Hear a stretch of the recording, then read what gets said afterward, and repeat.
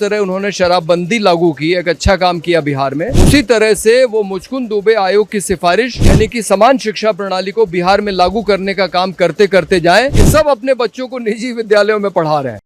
2025 में बिहार विधानसभा चुनाव को लेकर जहां जात पात की राजनीति हो रही है, वहीं अंतर्राष्ट्रीय ख्याति प्राप्त संदीप पांडे बिहार की सड़कों पर बिहार के लोगों के बच्चों के लिए, गरीबों के बच्चों को शिक्षा देने के मामले को लेकर पदयात्रा कर रहे हैं। संदीप पांडे जी हमारे साथ हैं और ये जब बिहार आए हैं तो बड़ी एक आशा की किरण जगी है। संदीप पांडे जी, क्यों लगा कि पदयात्रा इस वक्त करनी चाहिए? इस वक्त हम सिर्फ इसलिए कर रहे हैं ताकि बिहार चुनाव में ये मुद्दा बने और दूसरी पार्टियां इसको मुद्दा बनाएं।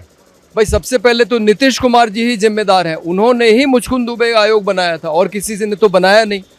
तो वो कम से कम इतनी ईमानदारी दिखाएं कि जिस तरह उन्होंने शराबबंदी लागू की, एक अच्छा काम किया बिहार में, उसी तरह से वो मुचकुंद दुबे आयोग की सिफारिश यानी कि समान शिक्षा प्रणाली को बिहार में लागू करने का काम करते करते जाएं।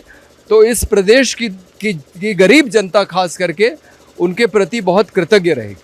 आप ये मांग उठा रहे हैं कि जो सरकारी नौकरी कर रहे हैं उनके बच्चे जो हैं सरकारी विद्यालयों में? जी, ये उत्तर प्रदेश हाईकोर्ट का एक आदेश है न्यायमूर्ति सुधीर अग्रवाल का 2015 का कि जो सरकारी तनख्वाह पाने वाले हैं उनके बच्चे अनिवार्य रूप से सरकारी विद्यालय में पढ़ें, क्योंकि आज हालत ये हो गई है कि सरकारी शिक्षक का बच्चा भी उस विद्यालय में नहीं पढ़ रहा है जहाँ वो पढ़ा रहा है। तो इसलिए शिक्षा विभाग के लोग, सरकार के लोग, शिक्षक, ये सब सरकारी जो विद्यालय हैं उनकी शिक्षा को गंभीरता से नहीं लेते हैं और इसीलिए इसका स्तर गिरता जा रहा है। ये सब अपने बच्चों को निजी विद्यालयों में पढ़ा रहे हैं। तो ये ज़रूरी है कि इनके अपने बच्चे पढ़ें ताकि वो वहाँ की शिक्षा को गंभीरता से लें।